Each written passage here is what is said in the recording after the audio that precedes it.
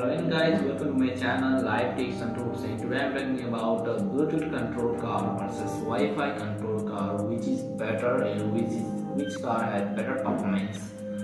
So friends, in this video I'll compare these both cars on the aspects of range, consumption of electrical power and price difference. So friends, let's first talk about on the aspects of range.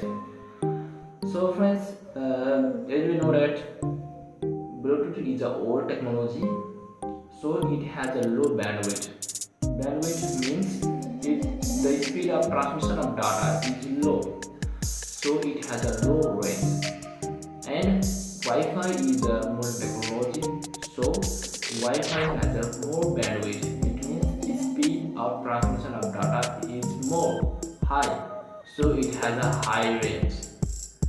So in the aspect of range, Wi-Fi controlled car is better, and Wi-Fi controlled car has range up to 50 to 100 meters, and Bluetooth controlled car has range up to 6 meter to 10 meter.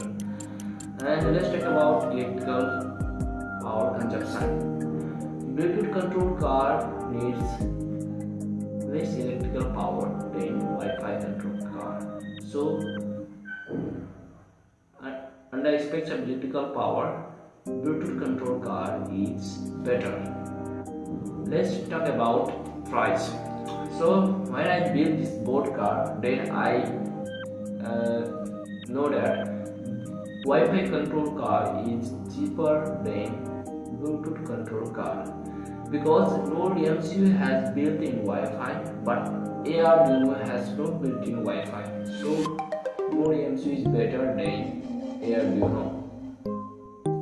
So Nodemcu become cheaper and Arduino Bluetooth car become expensive. So here we know that Wi-Fi controlled car is better than Bluetooth controlled car.